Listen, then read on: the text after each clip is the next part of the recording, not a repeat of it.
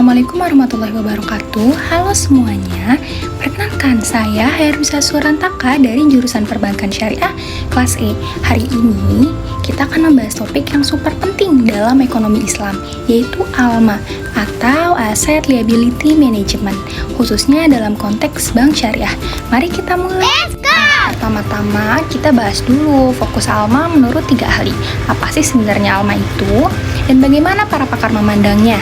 Ahli pertama yaitu Ross and Hutchins. Menurut Ross and Hutchins, fokus utama ALMA adalah mengelola resiko likuiditas dan resiko suku bunga. Jadi, bank harus memastikan bahwa aset dan kewajiban atau liabilitas mereka selaras supaya nggak rugi kalau ada perubahan pasar. Selanjutnya ahli kedua, Gup dan Kolari. Menurut Gup dan Kolari, ALMA itu lebih luas. Mereka bilang ALMA itu mencakup perencanaan strategis keuangan jangka panjang. Bukan cuma menjaga keseimbangan, tapi juga mengoptimalkan keuntungan sambil tetap meminimalkan resiko. Ahli ketiga yaitu ada Sinkey. Menurut Sinkey, ALMA adalah bagian dari manajemen resiko yang komprehensif. Fokusnya ada pada kestabilan bank, agar bank bisa tetap sehat dan berkelanjutan dalam jangka panjang. Dari ketiga pendapat ahli tadi, bisa disimpulkan bahwa fokus ALMA adalah menjaga keseimbangan antara aset, kewajiban, mengelola risiko, serta menjaga kesehatan keuangan bank secara keseluruhan. Di bank syariah, tentu prinsip syariah juga harus ikut dipertimbangkan. Jadi, proses ALMA ini harus bebas riba dan sesuai dengan akad-akad syariah. Lalu gimana sih kebijakan ALMA ini tercermin dalam praktik bank syariah? Yuk kita lihat beberapa contohnya. Yang pertama, ada manajemen likuiditas syariah. Bank syariah harus punya cadangan likuiditas, tapi tetap harus sesuai syariah.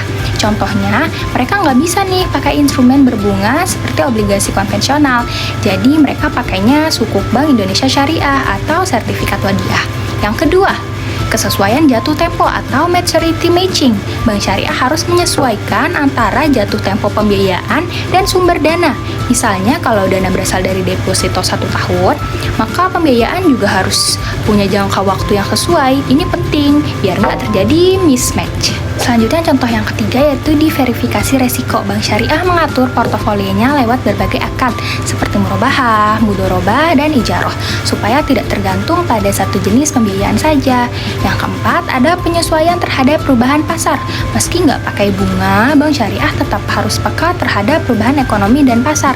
Makanya mereka sering review portofolio dan strategi ALMA mereka.